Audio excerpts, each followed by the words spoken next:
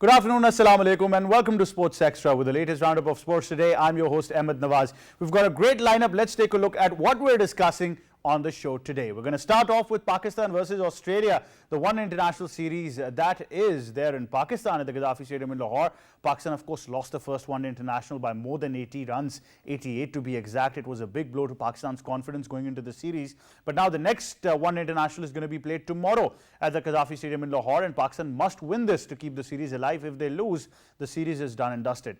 We had a great chat on another PTV platform regarding the game with some other guests, and what we came to the conclusion is, and I'll try to take that same conclusion in the show today as well with my guest in Sports Extra, that it's not about the players, it's not about the ability, there is no doubt about that, but it's about the approach and the mindset that we've got. And I personally think that we're going back to the same problems that we had in Pakistan cricket. We can change everything we want, we can score hundreds, we can achieve personal milestones, but until we play attacking cricket, which is the need of the hour, we'll never be able to do anything.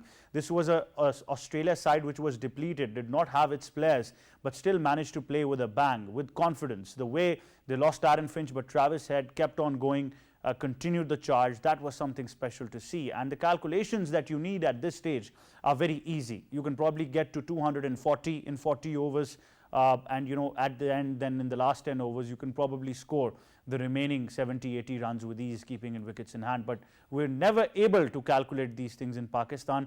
I think from club cricket up till now towards Pakistan cricket, we have the same insecurities, all of us. So we'll continue our discussion on that.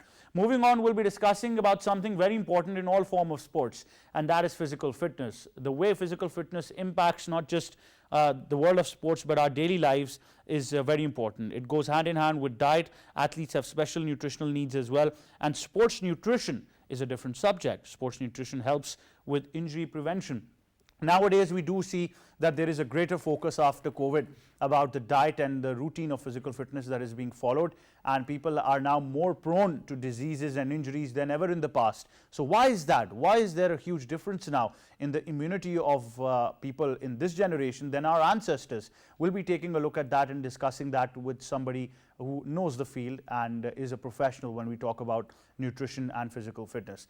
After that, we'll be talking about squash. The DHA International Squash Championship is underway at the DHA, with the name of the DHA and the patronage of Pakistan Squash Federation. In Islamabad, it is underway. It's an international squash championship. Both Pakistanis are in the final. The final is underway, and it's unseeded Zaman who is meeting his top seed opponent, Asif Khan, who's going to be facing him. So the final is underway, and we'll have a winner very shortly. But at the end of the day, Pakistan will win. But a lot of congratulations to Pakistan Squash Federation, to DHA, who have been the sponsors here as well, and also to Pakistan Air Force, who've taken the patronage of Pakistan Squash Federation, because yet another international tournament, yet another crowd puller, yet another international athletes puller as well, and handsome prize money once again on offer by the Pakistan Squash Federation. That is the lineup that we've got for today on the show of Sports Extra. Time now to introduce my guests. We'll start off with cricket and Pakistan versus Australia, the one-day international series. First of all, we've been joined by cricket commentator and cricket expert Asif Ahmad. Assalamu alaikum, sir. Walaikum assalam. How are you? I'm good, thank you. Great to have you on the show. We've also been joined by cricket expert, cricket coach, somebody who's going to, of course, analyze the game, and we'll try to extract as much as we can, because he is now level 2. Sayyid Mohammad Owais is joining us. Assalamu alaikum. How are you? Walaikum assalam. You're looking very happy. I am very happy. I'll always be happy when we're talking about sports. But maybe I'm trying to hide, some anger issues inside, considering what happened with the game. But what did happen with the game? Why am I happy, and why am I trying to hide some emotions? We've got a report on that. Let's take a look, and then we'll come back. Australia defeated Pakistan by 88 runs in the first ODI of their 3-match series at the Gaddafi Stadium. Opener Travis Head staged a remarkable return to one-day cricket with a blistering century to guide Australia to 313 for 7 after they were sent in to bat by Pakistan. Head took a single off spinner Iftikhar Ahmad to reach 3 figures of 70 balls, the fastest ODI century by an Australian against Pakistan. That has been a scintillating 100 by Travis Head, the fastest century by an Australian batter. Whereas Ben McDermott hit a career-best 55 from 70 balls. With the score at 209 for 2 in the 33rd over, Pakistan pulled back with 3 wickets for just 21 runs, dismissing McDermott, Marnus Labuschagne and Alex Carey. Cameron Green, Marcus Stoinis and Sean Abbott helped Australia score 50 in the last 5 overs and get past the 300-run mark. Well, That is outrageous. What a shot. In response, the hosts struggled for momentum on a slowish wicket. Pakistan did not come close to the average after the first power play. They were down by 1 wicket by the 5th over for 24 when Fakhar Zaman, in an attempt to charge Sean Abbott, gave a catch-to-head at mid-off. Opener Imamul Haq hit a fighting 96 ball 103, while skipper Babar Azam made a 72 ball 57, but with the asking rate hovering around 9.5, Australia were never in doubt of victory. Babar Azam, who hit 6 boundaries in his knock, became the second fastest batter to complete 4,000 ODI runs in 82 innings. Babar Azam was trapped leg before wicket by Mitchell Swepson in the 25th over. Imamul Haq hit 6 boundaries and 3 sixes in his 8th one-day international century. What a top century! That is outstanding work. It's his 8th one-day international 100. But was bowled by paceman Nathan Ellis in the 39th over. Head capped off the perfect day with 2 wickets, while Adam Zampa, with his 4 for 38 in 10 overs, further restricted Pakistan, who were bowled out for 225. The two sides will meet at the same venue for the second ODI on Thursday. Well, there you have it, all you need to know about this interesting game that we had, because there's a lot to talk about. Asif, Ahmad, we had a big discussion, and like I said, now you guys are very happy, but it's the mindset that's not changing in Pakistan. Yeah, that's right. And as I predicted last night that Australia are going to win, because when we were watching here and we were discussing that Australia were really close around 300. So when you're chasing 313 and you're talking about Pakistan's really normal and ordinary batting line, apart from Rizwan and Babar Azam, though Imamul Haq played really nicely.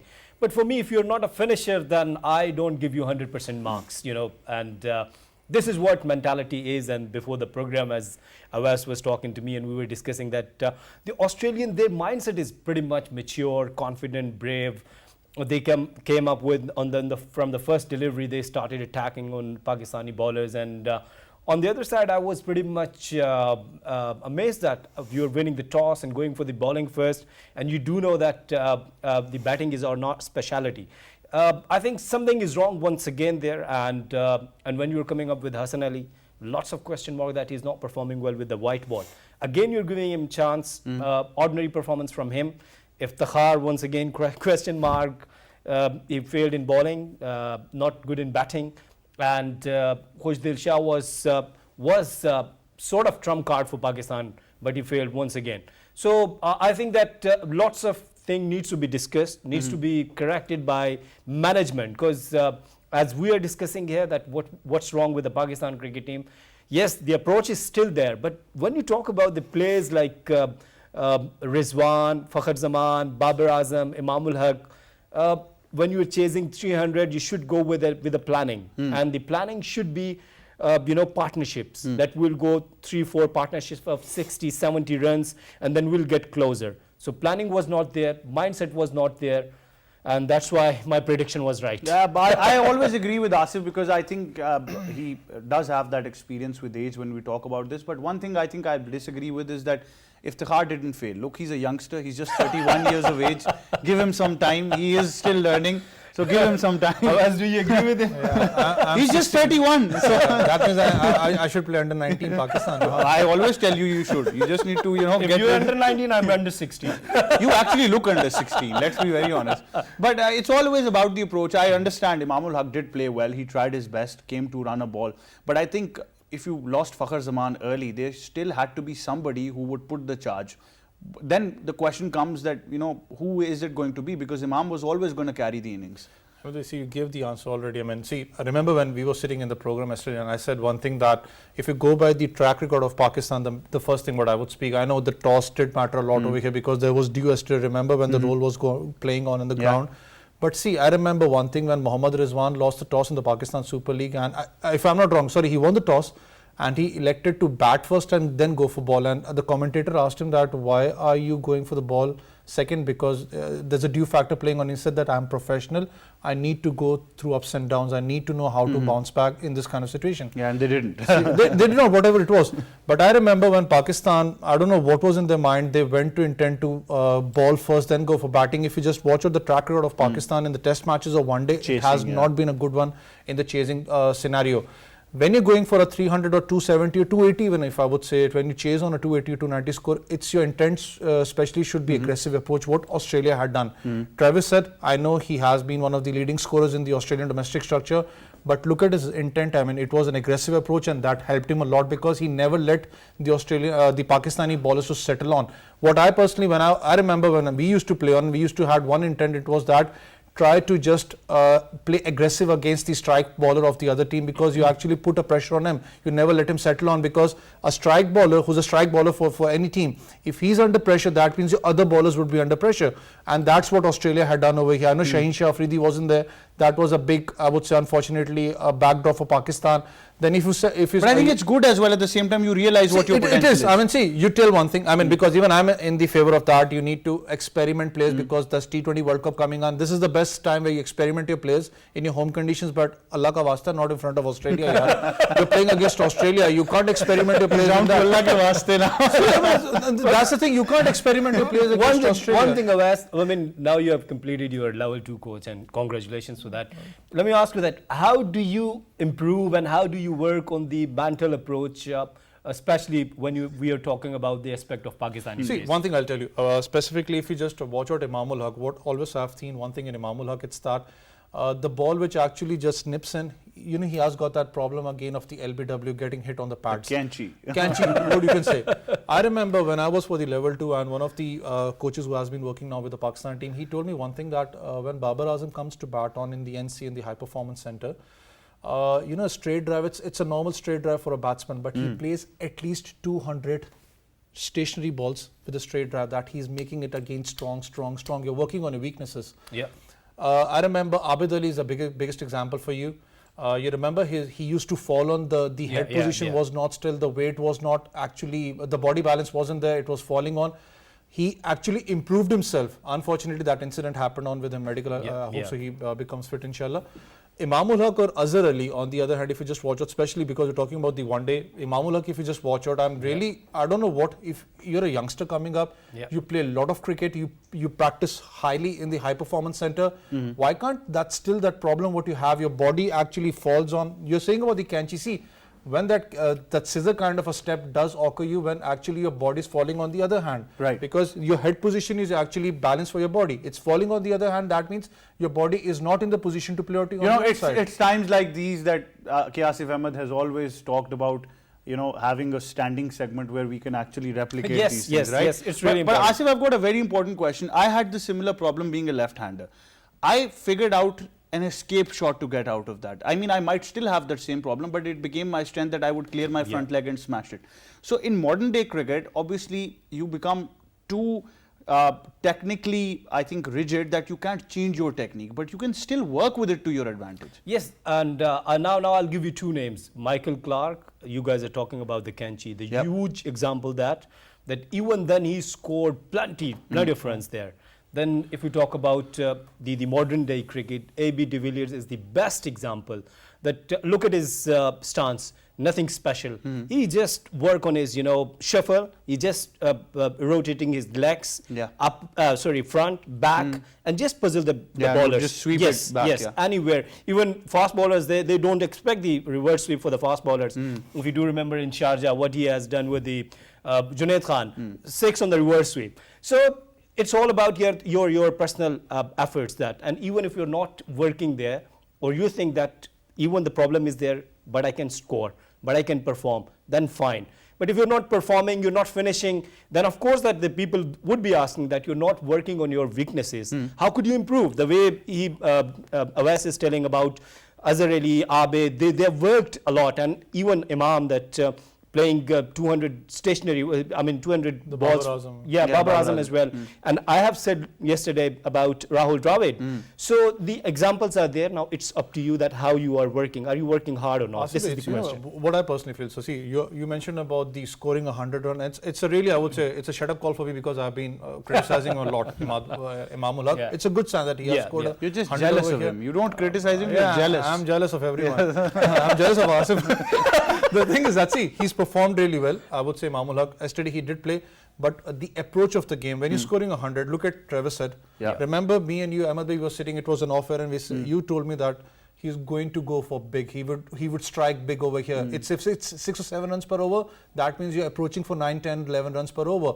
That's the strategy what we need to see from the Pakistan team. It's not that 1 or 2 batsmen are out or a set batsman is out, the other team comes under pressure.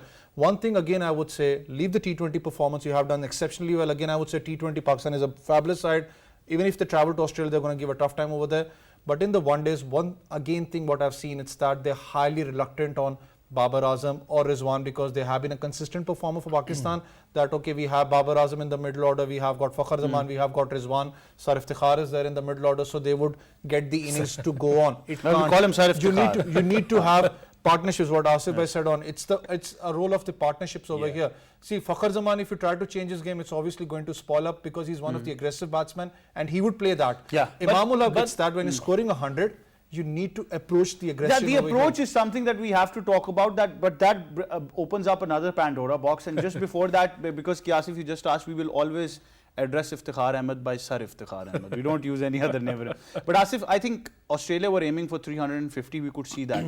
But in the later half, the last 10 overs, the ball was not coming onto the bat. Pakistan should have figured that when the ball is new, of course, both ends you've got a new ball. As the ball is hard, you need to go for runs as quickly as you can because later on, the ball's not going to come onto the bat. Who's going to make these calculations? Well, now I'm hoping and I have some good hopes with Owais that now he's getting level 2 and getting inshallah level 3. When we will be sitting in dugout with the Pakistan team, he's going to work on these all problems. He's going to bring back Ahmad Shahzad. I'm telling you. Look, no. On a serious note, that we got really experienced coaches there. Saklan Mushtaq, big name. Sean Tate, big name. Mohammad Yusuf. You know, but once again, you know, Mohammad Yusuf was a really good batter, and but his approach, his mental approach, either it is meeting the modern day cricket or not. This is my that's the question. Very true. Yes. Yeah, and if not, then why we brought him? So better if he's working on the in NCA National Cricket Academy with the youngsters, working on their footwork, then it would be fine. But if you're bringing in the international level, then he should be meeting all the criterias. The second thing, I don't know either he's level 3 or level 4. I don't know, Mohammad Yusuf. He's level 3 if I'm not wrong. All right. Okay. Anyways, and Saklan, you know, is working hardly. We got lots of praises. But there are questions that all of them are not focused on the job because they consider themselves consultants only. They're not focused on the job. There are questions coming. It's not me, but I've heard from people that this is the situation. Good question, but I think that I do not have any source who is confirming this. You do. But I have personally talked to Saklan Mushtaq, and he was pretty much curious about Pakistani performances a couple of weeks back before this series. And the way he was talking to me about Pakistan cricket team, I got that from that conversation that he is working solely and he is taking the responsibility. So who's taking responsibility for your bowlers? Because I have another very important question. Both Hassan Ali and Mohammad Wasim Jr. have not been in good form. You still had Haris Rauf and you did not give him the new ball. And then question is, where is Naseem Shah? Why he is not with the See, I'll tell you one thing. You're talking about the coaches. I mean, I know a coach has got. See, when I was not the coach, I remember I used to even criticize coaches. I'm not saying that they are doing a hard job or they're doing a good job. A coach has got a right execution plan. He's got the working techniques outside the ground. It's the 11 men squad. They need to perform. They need to implement inside the field. Yes. One thing you mentioned about the latest techniques what are going on right now in the international modern day cricket. The biggest example is of A.B. de Villiers. Yeah. You know, I mean, if you just, in a normal education coach language, I would say they show you how to stand on, how your body language should be, how your face, or, I mean, what I was speaking about Imamullah, your face should not drop off because this is one of your center balance point. But if you just watch out A.B. de Villiers, remember the whole, I would say the balance was carried on his back leg. I mean, because he was used to that. He was playing like that from the under-19s, from the under-17s. Remember, there's one more guy coming up from South Africa under-19, who I forgot his name. He was there right now for the South African under-19 World Cup. He's a second A.B. de Villiers coming up for Australia, for South Africa, because even the commentators were actually speaking about him. The biggest thing is there, where do you correct this technique, where you get the modern day cricket in the mindset of a player? It's when you work with the under-17, where you work with the under-19s, where you bring them up. A guy who's aged 30, You can't correct his technique. You Very can just true. help him to just place the balls, I would say. See, what mistake Imamul Haq, unfortunately, he was bowled out yesterday. I know that. On a Yorker, because he's yeah. not that kind of a batsman, I would say, he has scored runs, but not a big match hitter for you. What you need is 6 runs piled up to 12, 13 runs per over. What you need at the end. It's the job of a player who needs to work. The power hitting coach, it's a new dimension now in cricket. I mean, because I remember if you go 3 to 5 years back, there was no power hitting coach facility in any team. I've never heard that. Now it's coming up. Now it's mandatory. You need, it's mandatory. That power hitting coach at least needs to work with you under 19 where you can groom the player to hit the power that's hitting. right. Where do you want to do? At the age of 30, 31, you can't do that. You can't. It becomes too rigid. I think One I last agree. thing, Yes. and that's why these are the mindset, and that's why India brought Rahul Dravid for the under-19 coach, and we brought Ijaz Ahmad for the under-19 coaches. Absolutely. This That is your says a lot. Final predictions going on to the second one international tomorrow. Do you think we have a chance, or is it going to be Australia all over? If we play better, we could get closer. But once again, I'm going with Australia. So He's going with. You agree? 3-0 Surface. on the cards? No. I see, I mean, on a personal note, if you just watch out Australia's intent, obviously Australia is on a higher note. But I'd never say that Pakistan would be heads down, but it did Pakistan But hurt you're going to because of- Lahore. Maybe you can be good luck. See, I want Pakistan to win on because it's the home series and it's really important for Pakistan to bounce back. Definitely. But the way Australia has played, the Pakistani bowlers, Shaheen Shah Afridi would be back tomorrow, so it would be a burden on Shaheen Shah Afridi how he gets the breakthroughs. Definitely. You should. Owais and Asif, thank you very much for joining us. On that note, we'll go towards a short break. When we come back, we'll have more on Sports Extra. Stay tuned.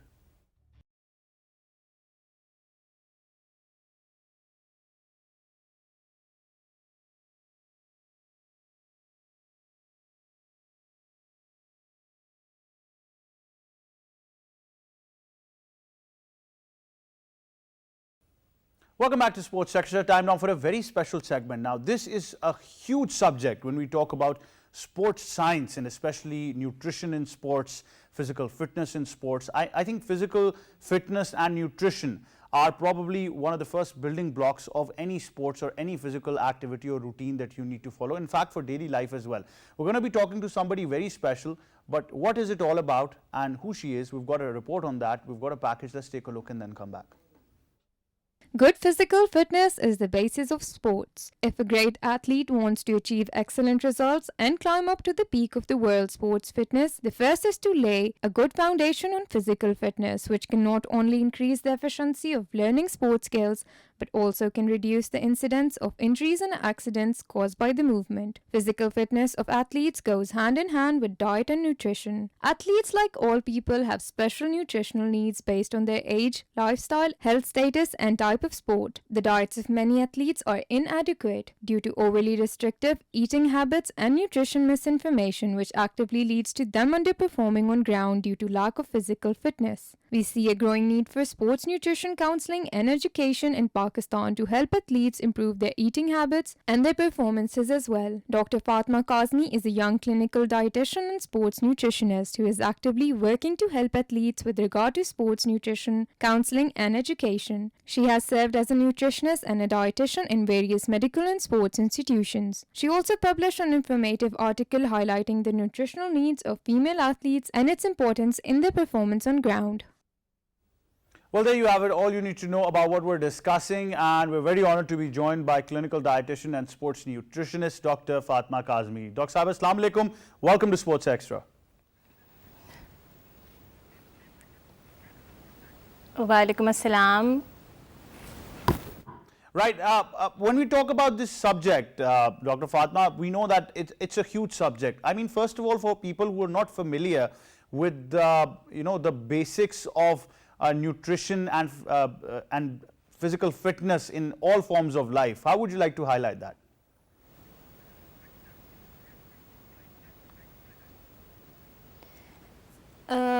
First of all, before answering any of your questions and before highlighting anything,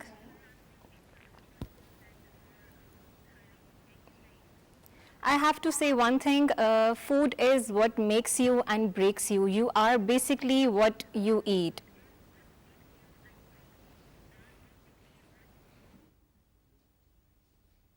Right, of course, food is what makes or breaks us, and I think all of us do agree that you are what you eat. That's a very, very important thing that we see. But Dr. Saiba, please continue on, like I said, how important is it now, especially after COVID, when people have actually gotten a wake-up call to understand your body, to understand your physical limitations, and especially the importance of nutrition in your life?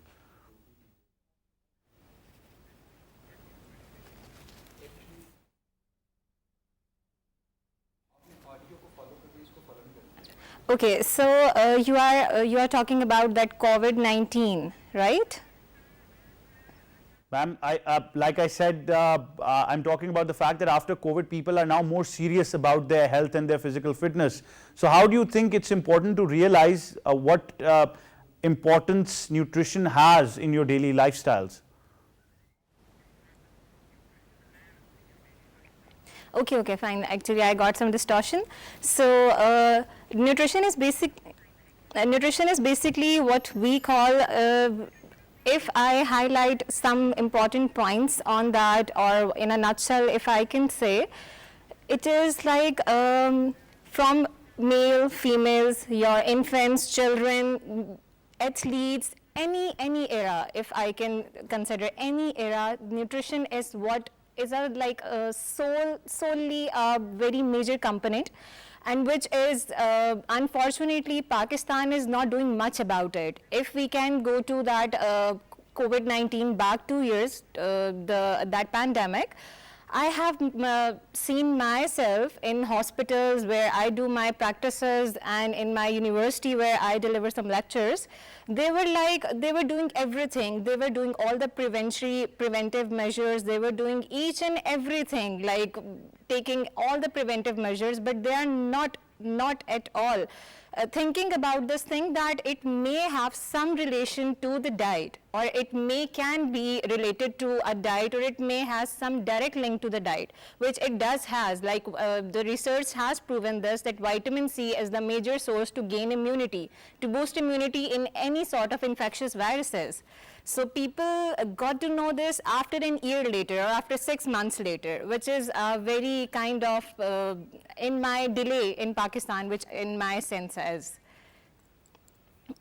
Definitely, that is the case. In our part of the world, when we talk about Pakistan, we know that our food is not always healthy, if I can be a bit nice about it, and we like eating everything we can get our hands on. And we have a diet that is, of course, comprising of a lot of cholesterol, fat. There's a lot of meat, very less vegetable contents in there as well. There's a lot of protein. Especially in Pakistan, considering the dynamics, how do you think the balance of nutrition should be?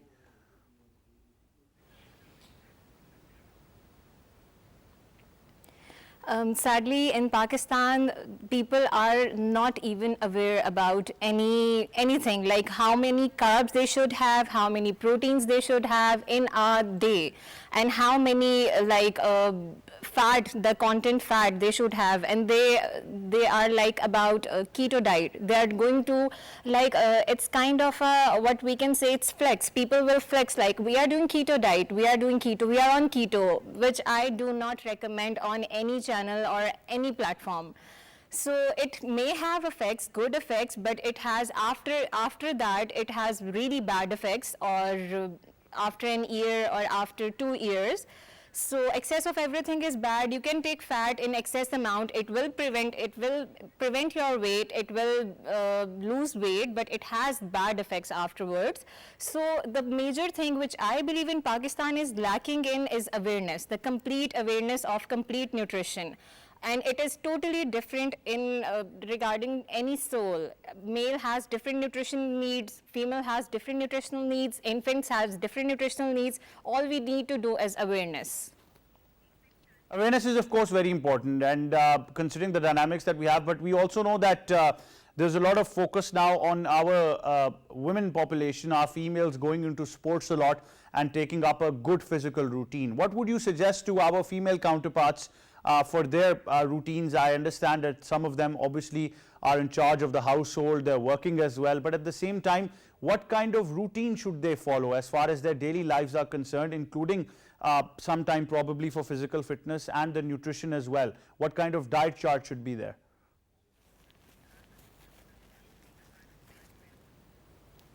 Okay.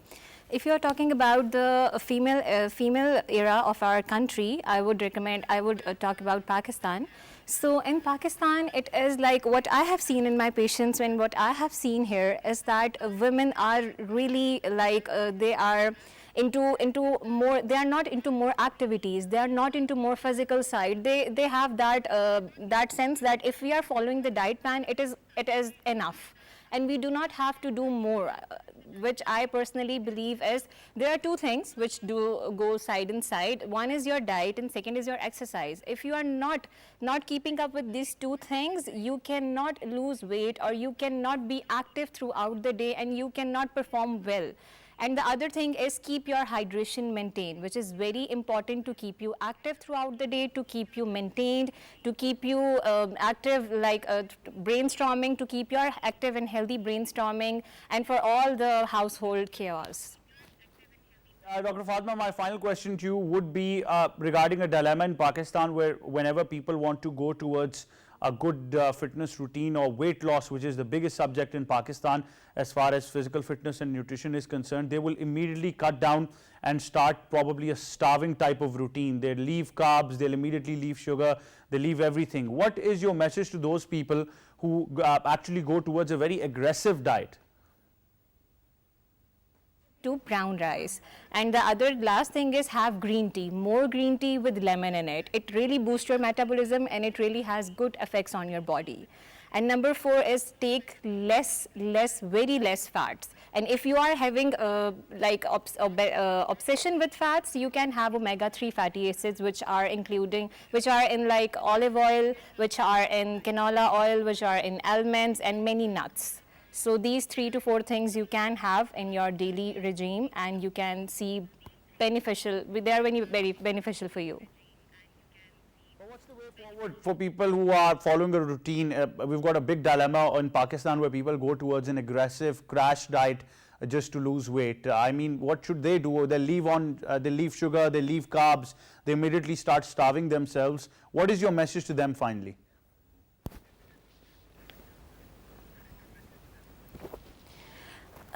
That's a very good question actually, and I want to talk about this on this platform. Actually, crash diet is something which I personally like, but it involves very like 35 plus BMI. So if you are having that body and weight mass index above 35, you can go to crash diet, and crash diet is very good for that weight, but it is not for each and every kind of body. Like if you are having 25 to 30 BMI, you cannot doing crash diet without any recommendation or without any consultation, without not consulting your doctor or anyone you have through your allied health sciences.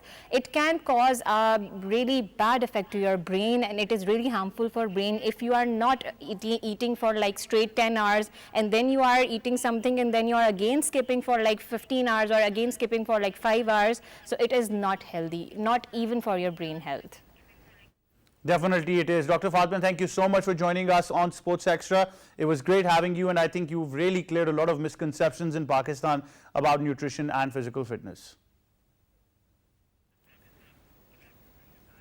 Dr. Fatima Kazmi, clinical dietitian and a nutritionist, she was talking about all the do's and don'ts of nutrition and physical fitness in Pakistan, considering the dynamics and the the quality of food that we have and the culture of food that we have.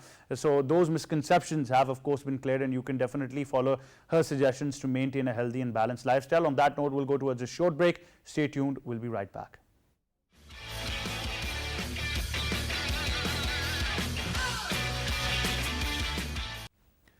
Welcome back. Time now to discuss squash on the show, and we're going to be talking about the DHA International Squash Championship. The final is underway in Islamabad, where we've got 2 Pakistanis who are competing for the title of the DHA International Squash Championship, of course under the patronage of the Pakistan Squash Federation and Pakistan Air Force as well. We'll talk more on this. We're very honored to be joined by the Secretary of the Pakistan Squash Federation, Wing Commander Armaghan. Sir, Assalamu Alaikum. Welcome to Sports Extra.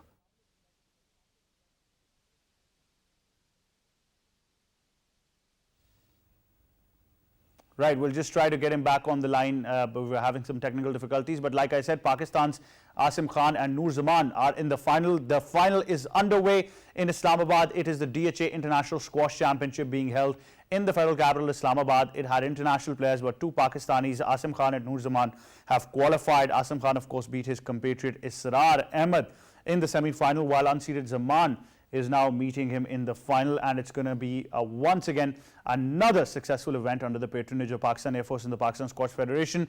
To talk more on this, we've been joined by the Secretary of the Pakistan Squash Federation, Mr. Wing Commander Armaghan. Sir, Assalamu alaikum, welcome to Sports Extra. Assalamu alaikum, Ahmad. How are you? I hope you are doing good. Thank you for taking me on live. Very well, sir. Thank you so much for joining us, sir. International, once again, Squash Championship in Pakistan. Would like you to highlight it on this platform, especially on the fact that yet another international event in Pakistan with a handsome prize money and attracting international squash players to our own home soil. Alhamdulillah, all praise to Allah subhanahu wa ta'ala. Pakistan and the patronage of Pakistan Squash Federation and the patronage of Chief of Air Staff, Air Chief Marshal Zahir Ahmed Babar and Senior Vice President Air Marshal Amil have been putting their best efforts for the revival of squash. And as you have seen, you are covering also, we have arranged a couple of quite a number of international tournaments, starting from CES International in Islamabad, then CNS International in Karachi, then other tournaments, $10,000 tournaments in Islamabad. Then recently we had a $50,000 tournament in Karachi organized by Sim Squash Association, and now this $12,000 tournament organized by DHA Islamabad at Jacaranda Family Club. So all the efforts are there for the revival of squash and giving the maximum opportunity to our squash players to play with their international counterparts and improve their ranking and beat them on their home soil. And it's an honor for us that today's final is being played between Pakistanis after a long time. Sir, of course, the Pakistan Squash Federation and the Pakistan Air Force, who has the patronage, deserve a lot of credit on this, and I've personally witnessed that journey of development. But how important is it to bring these international players to Pakistan? Because at the end of the day, the level of competition, the level of competitiveness is, of course, increasing. But at the same time, the message that we're sending to other squash playing nations around the world is also very positive.